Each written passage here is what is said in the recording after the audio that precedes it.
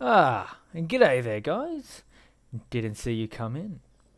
Yarnu the dog here. Someone told me you were interested in learning to fly the Cobra. The AH-1 Cobra is a work of wonders. This machine boasts tremendous firepower that can squash a yellow bugger with ease. Woo! The Cobra is all about giving the Vietnamese a tough time.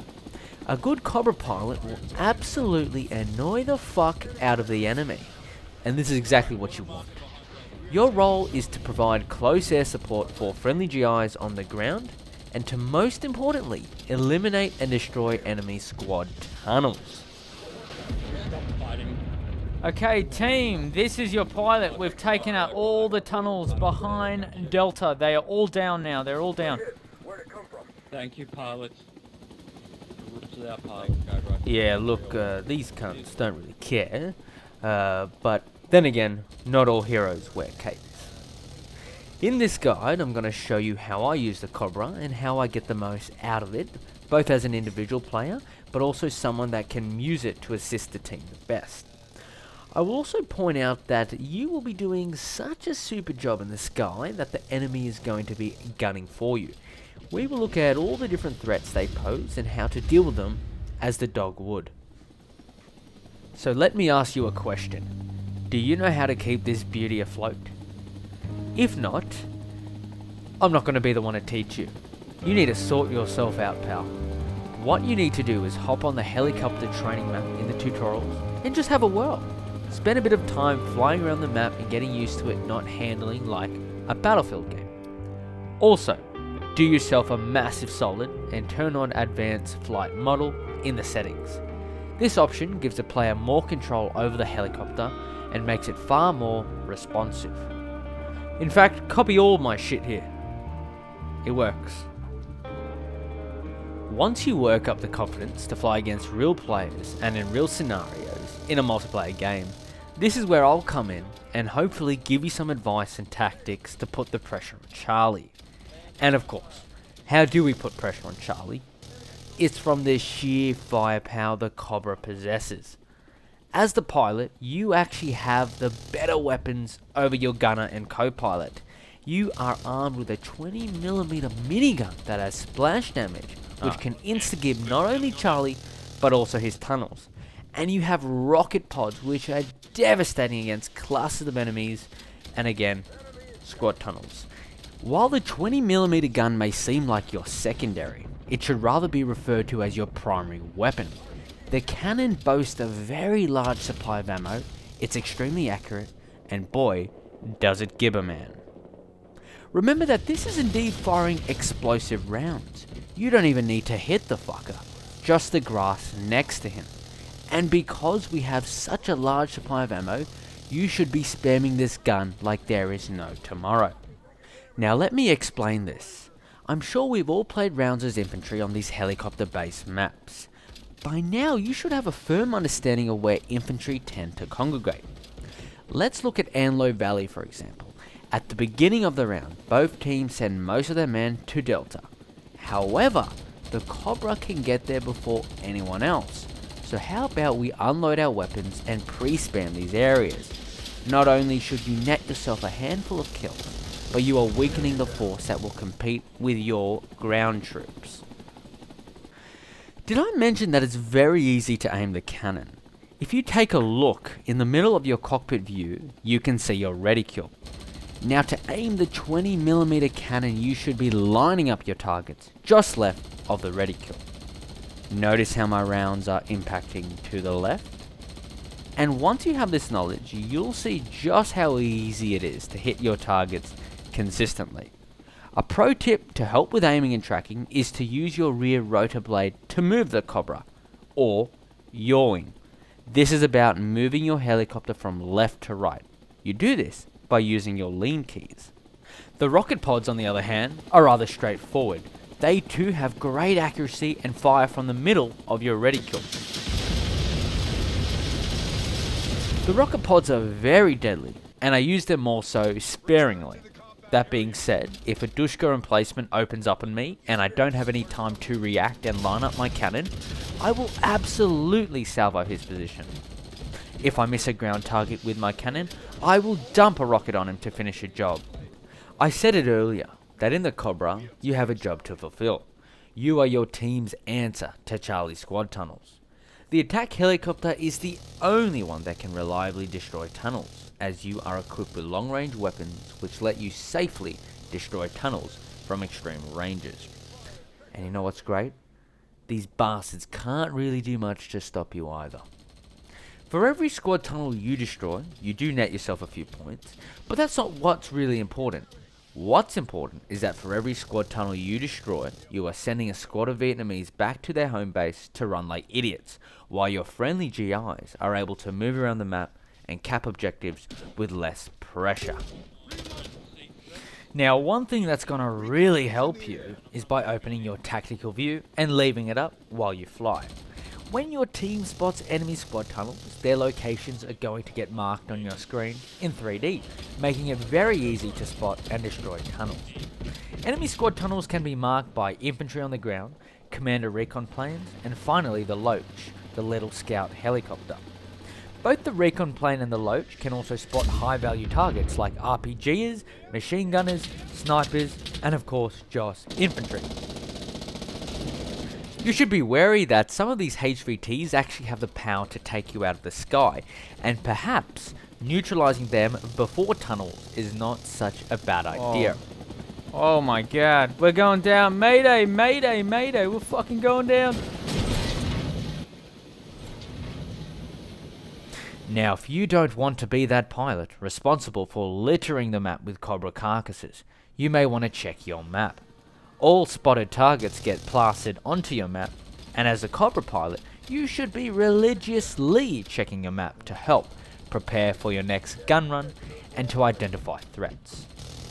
By looking at the map, you should be keeping an eye out for small factors like how many squad tunnels are there, how many enemies are there there RPGs, is there anyone on the Dushka emplacement, will I need to do a quick pass, or can I simply smash them from range? Now only you will know this, but you gather all this information by observing your map, and then you combine your experience with this information to formulate an attack path for the Cobra. Most importantly, you check your map to see if you have friendlies running about where you're operating. As you are all well aware by now, the Cobra's business is death, and business is almost always pretty fucking good. You have a responsibility to check your map before you commit to a run. Oi, Umber, there's a few guys coming out of the tunnel there, dude. Oh, Yarnu. Oh. It's very easy to blast away up in the sky, but team killing, it's just fucking annoying. And sometimes giving a run a miss is worth it to save the lives of a few friendlies. Oh my god. Oh my god. What did you do? Moving on again, I wanted to point out that the Loach acts like the Cobra's little brother.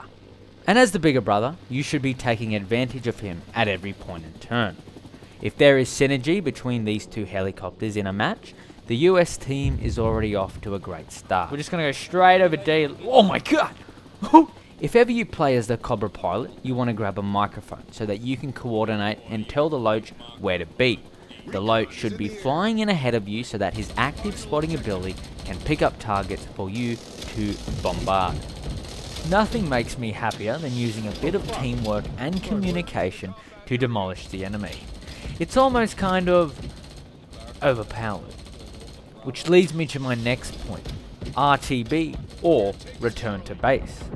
Team, this is your pilot. We are fucking RTB for repair and re-arm. You've slaughtered your share of yellow men, blown their tunnels up, and are running rather low on ammo. And what's that? Your tail rotor is fucked? No problem. Nothing the grease monkeys back at base can't fix. All intended. You should RTB whenever you run dry on ammo, or if you take any damage. This includes your dead co-pilot. Now, it's very tempting to shrug it off and think that a mere damaged rotor blade won't be the end of you, but you can be very wrong. Yellow doesn't just mean moderately damaged, it means it's fucked and needs to be repaired as soon as possible. If you fly with any damaged components, your helicopter will become very sluggish and hard to maneuver. And yes, I'm about to crash. Oh. Fuck. If you know you're going to RTB and you still have remaining ammo, don't be afraid to salvo remaining munitions into known enemy positions. After all, you're going to get it all back. And another little veteran secret I'll let slip is about forward LZs. Forward LZs give pilots an alternative place for rearming.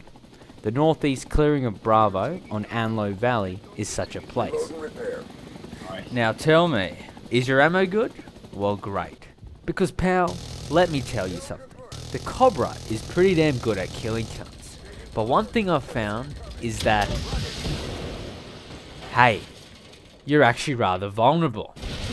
Whether it be anti-air SAM rockets taking you out, Dushka heavy machine guns ruining your day, RPG fuck sticks, Oh! See him! and just regular small arms fire from the ground. These are all the threats you will face in a Cobra, and I'm gonna give you some counters and tips to try keep you flying just a bit longer. Let's get started. The SAMs. Shit, Oh, Sam, fuck. Sam. My friend, you are being locked by a SAM missile. And before we go anywhere, there are no flares at all. None. Absolutely none. The only way to avoid it now is to drop your altitude. The magic number, or threshold, is 75. The middle gauge on your HUD will tell you your altitude. Once you realise that all you have to do is sit under 75, SAMs suddenly become a very small threat. To help explain this further, understand this. The VC commander calls in SAMs as an ability. It's active for 1 minute and 1 minute only. If the VC commander knows what he's doing, he won't waste SAMs on helicopters. He would rather use them to counter US Commander Napalm and Spookies. So, if you're aware and are checking your map and perhaps your commander has a microphone, he will inform the team that his abilities are going live. This gives you an opportunity to get to a safe altitude. Fox, you see him? Yeah, I see it in there. Once the 1 minute is up, it's on cooldown for 3 minutes. You have a 3-minute grace period to fly high and kick ass without worrying about SAMs. But sometimes you won't always know. This is where the SAM check comes into play. Just gonna go high and just see what we have, if they have SAMs up. Yep, fuck that shit. SAM check is exactly as it sounds. We are going to go just above 75 to identify if there are SAMs active. Other times you will be flying at a high altitude when SAMs suddenly come online.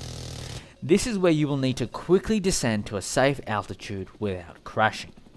A great tactic I use is using the environment. If you fly near any mountains or plateaus, your altitude drops dramatically.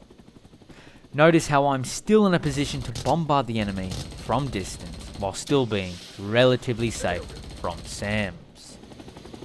Oh, not today. Next we have the Dushka. The Dushka is, and will be, the main counter the Vietnamese have against the Cobra. It is a good idea to learn all their positions, as taking out Dushkas is simply priority.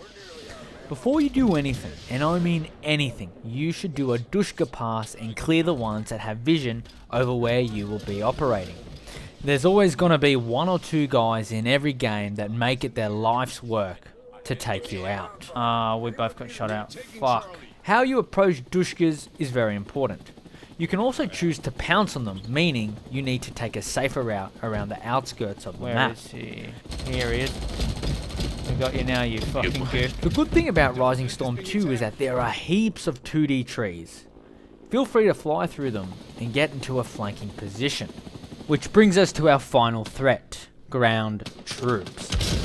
For the most part, you will rarely get shot out by an AK or even RPG'd. Hey Timmy, I just got shot out, the fuck? Yep. But it will happen. Either from complete luck on their part, or that you were exposed to the enemy for far too long. When you fly and there is no infantry support, you need to be in and out. Using a flank position to begin your attack run is a good idea. On the other hand, if friendly infantry is actively pushing an objective, you can provide more dedicated support as the enemy has to contend with both a Cobra and infantry. Remember what I said about checking your map?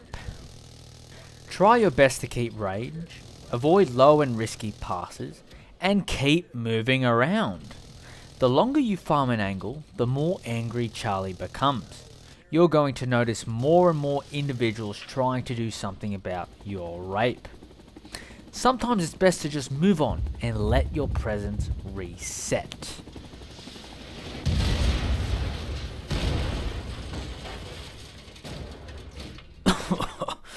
Oh shit. Big Dog 6, this is Yarnu the dog. We have crashed in what looks like a fucking swamp. What should we do, over? Mate, just commit suicide. There's no point you running around as an infantry.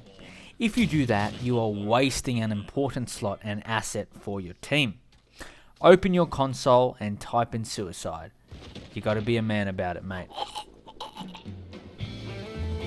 So then, mates, that's it. The Cobra's a beaut.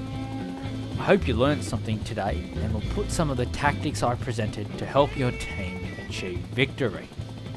Oi, dickhead, get out!